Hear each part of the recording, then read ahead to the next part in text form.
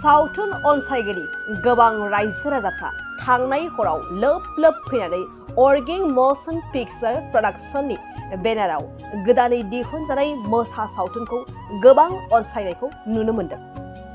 अर्गें motion picture प्रेजेन्सनि बेनाराव गिबि दिहुनजानाय देग्लायनि मोसा मुंनि आबुं बर' सावथुननि प्रिमियार श'खौ क'क्राझार जिल्लानि सिङाव थानाय दतमा दाङारकुटिनि जावलिया देवार क्लाब फोथाराव थांनाय 12 सेप्तेम्बर मोनाबिलियाव रायजो राजाफोरनो बेखेवना दिन्थिफुंनाय जाबाय। अर्गें मोशन पिक्चार प्रेजेन्सनि सिङाव राजा नार्जारिनि लिरनाय आरो दिथा होनायजों आरो फुंखा नार्जारिनि दिहुननाय बे मोसा सावथुनखौ बेखेवनायनि लोब्बायै हारिमु मोनाबिलि दिन्थिफुंनाय जादों।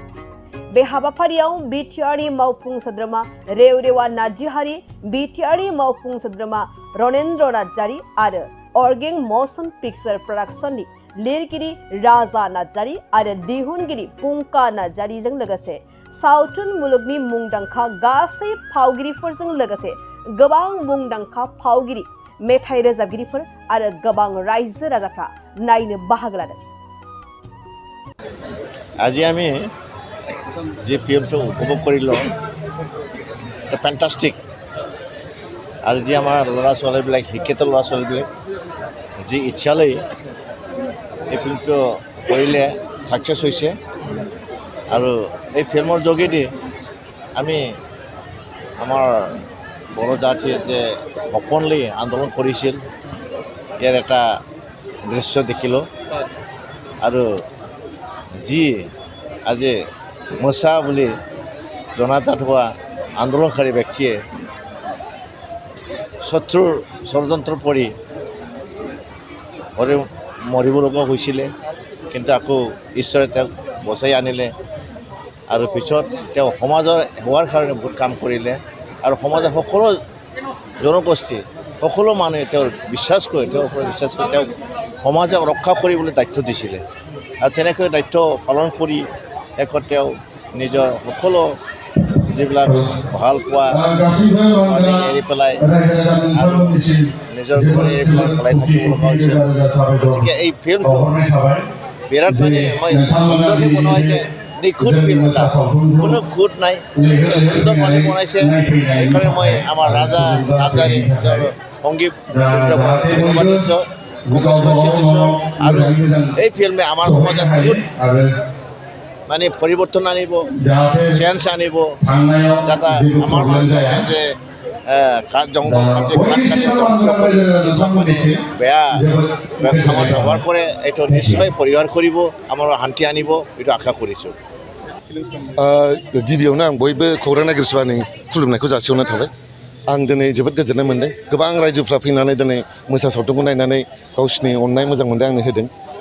बे सल'खौ आं जेला सानदों आं मोननै जेनेरेसननि लाभ स्ट'रि देखायनो सानदोंमोन आरो जे सासे मोनसे समाव सासे सेंग्रा सिख्लाया मोजां मोनलायोमोन, नाथाय माबा खारनाव मोनलायलाया, नाथाय खाफाल बा बरादा ओरैबायदि गिदिङो जे बिसिनि फिसाला फिसाजोनि थाखायनो बिसोर सानसेयाव लोगो मोनफिनो। स' बेबायदि मोनसे कनसेप्टखौ लानानै आङो बे सल'खौ लिरजेनदोंमोन। बिनि उनाव आं गोबां मानसिफोरजों आइडिया लाबाय, डिसकास खालामबाय। बिनि उनाव जोंनि बर'निनो जारिमिननि माखासे जाथायफोर जेरै सावथाल दावराव, बड'लेण्ड मुभमेन्ट, बिटिसि मोननाय, बेफोरखौ आं माने एसे एसे सोदेरनानै बे मोसा सावथुनखौ लिरनाय जादों। सानै हिर'इनखौ नोंथाङा गोथाङैबो लाखिनो हायोमोन, नाथाय मानि थाखाय थैनायनि माबाखौ लाबोखो नोंथाङा? सानै हिर'इनखौथ' नुवा आङो, माने गेजेराव फैदों। दा बिदिखौ आं होनथ'ला, पाब्लिकफ्रा गावबागाव नायनानै माबाखौ सल'नि आनन्दखौ लाथोंसै। नाथाय फोथैनाया माने मोनसे गिल्ट मोनसे बुस्थुआ जेलासिम मानसिनाव हाबाना, स' बै आंनि जाय एन्टागनिस्ट जायमोन बेनाव माने बे गोसो सिङाव गिल्टआ थानांगौमोन। बे जुदि फोथायामोनब्ला बे गिल्टआ स' बेखौनो आरो स' बे बांद्राय डिसक्ल'ज खालामथ'ला, पाब्लिकफ्रा नायजोंसै।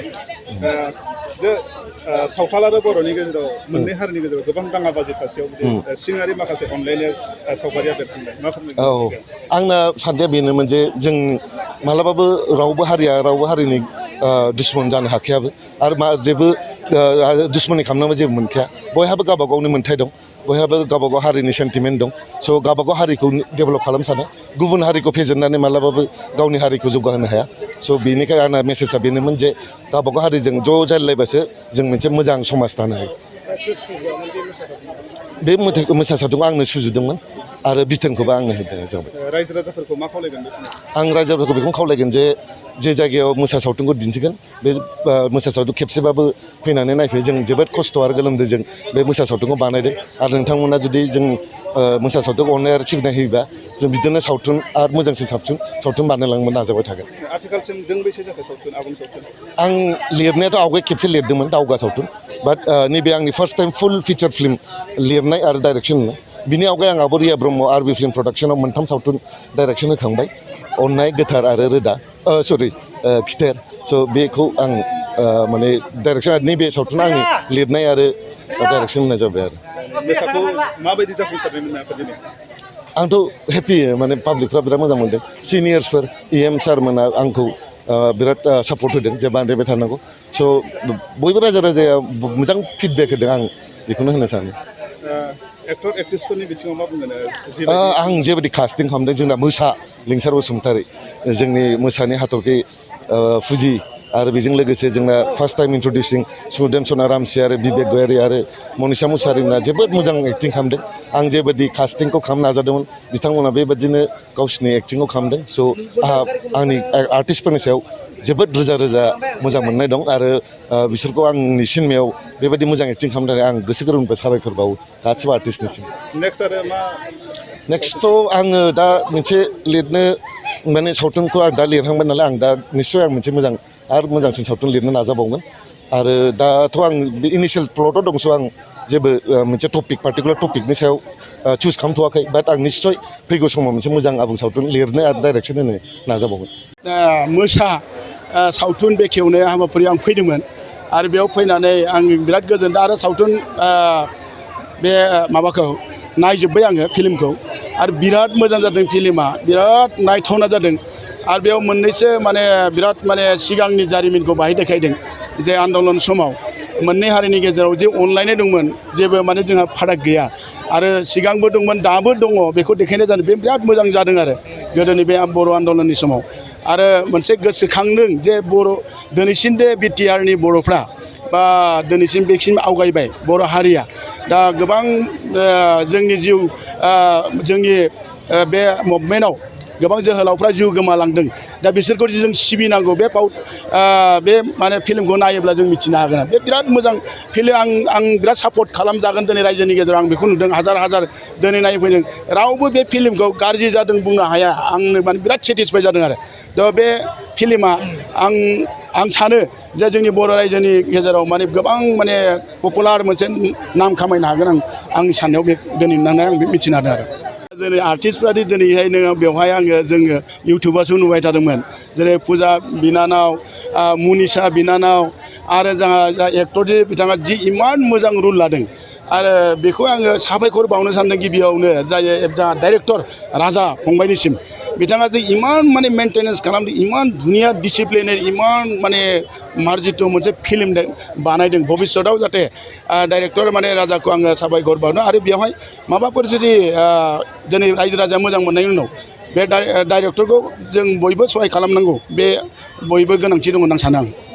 सिनेमाखौ नायनानै बिराद मोजां मोनदों, मोजां मोनथारदों, बिरादनो गोजोननाय थाबाय। स्ट'रिखौ माबायदि, जे बर'नि गोदोनि जे हारिनि थाखाय जुजिनाय सावगारिफ्रा बेरखांदों, माबायदि बेरखांदों? बिराद मोजां बेरखांदों। स्ट'रिखौ नों नायनानै? सिनेमाखौथ' नायना मोजां मोनदों, मोजाङानो जादों। जोंनि बर'आ बिदिनो डेभेलप जाबाय थादों, बेखौनो सानो आरो आसा खालामो। स्ट'रिनि बिथिङाव मा बुंगोन? जे जोहोलावारि आखु आरो सावथाल बर'नि गेजेराव दाङाबाजि जादों, अनलायनाय सावगारिफ्रा बेरखांदों, माबायदि मोनदों नायनानै? मोजाङानो मोनदों, मोजाङानो। जोङो बे दतमानिखा। औ, मोजां मोनदों काहानिखौ। राजा नार्जारि बिथांनि सिनेमायाथ' मोजां जाखायो। ओरैनो स्ट'रियाबो मोजां जादों। जेरै सावथाल आरो बर'जों गोदोहाय 1996आव घटना जादोंमोन, थेवब्लाबो बर'जों सावथालजों गोरोबलायफिननाय, हेल्प होफिनलायनाय, बेखौ बेरखांदों आरो।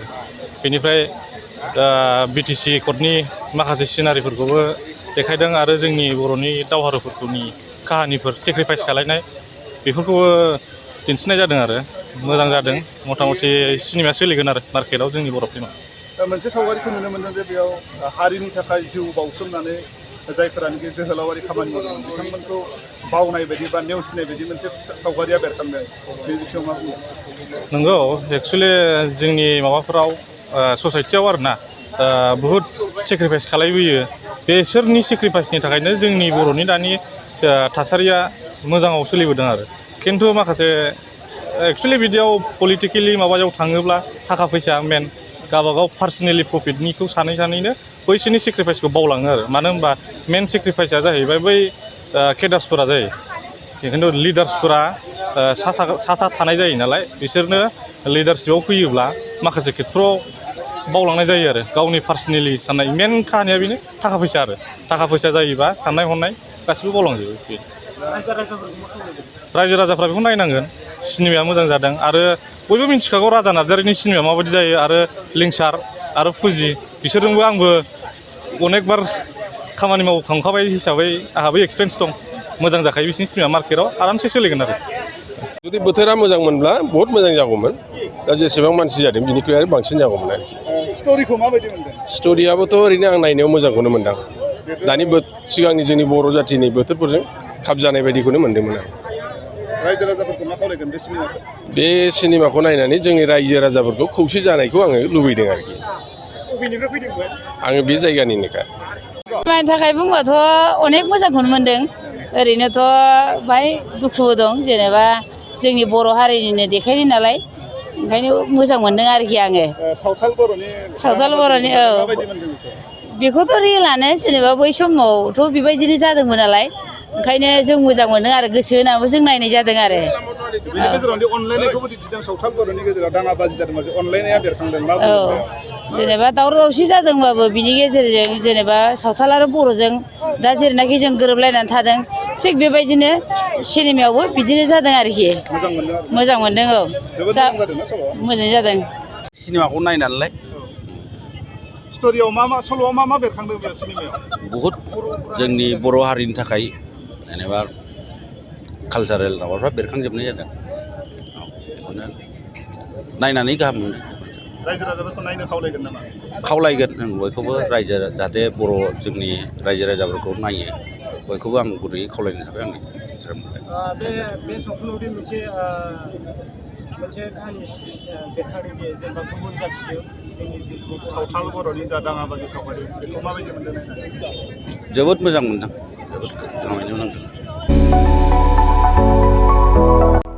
जोनोम सान आरो गुबुन गुबुन गाब गोनां बुब्लिफोराव खुगा गोदै खालामनो जों लुबैयो केक नंगौ जोनोम सान आरो बायदि गाब गोनां बुब्लिफोराव नोंथाङाबो लुबैयो केक मोनफ्रोमबो बुब्लियाव केकआ बयखौबो मुहिहोयो आरो देहाखौ थाजिम मोनहोयो बेबायदिनो क'क्राझार सहर डन बस्क' एचएस स्कुल र'डनि वार्ड नं 4 आव दं नोंथांखौ मुहिहोग्रा आरो थाजिम मोनहोग्रा गोथाव केक गोथार जोनोम सान फालिनाय बायदि गाब गोनां बुब्लिफोराव खुगा गोदै खालामनो नोंथाङा लांफैनो हागोन क'क्राझारनि बेकारि एन्ड कनफेक्शनारि रेस्टुरेन्टआव गोरबो सोलेर थाजिम मोनहोग्रा मेजेरनाय गोथाव केक बे गोथाव मेजेरनां केकखौ जानो लुबैदोंब्ला थोंजोङै मख'नाय थंआव थांनाबो लायनो हागोन आरो बिथांमोननि होखानाय 767601351888 8860607313 आरो 8800766409 जानबुं अनजिमायाव सुलादाना बुकिं अर्डारबो खालामनो हागोन अब्ला माखौथो नेना थाखो जोनोम सान आरो गाब गोनां बुब्लिनि थाखाय दानो अर्डार खालाम बेकारि एन्ड कनफेक्शनारि रेस्टुरेन्टआव केक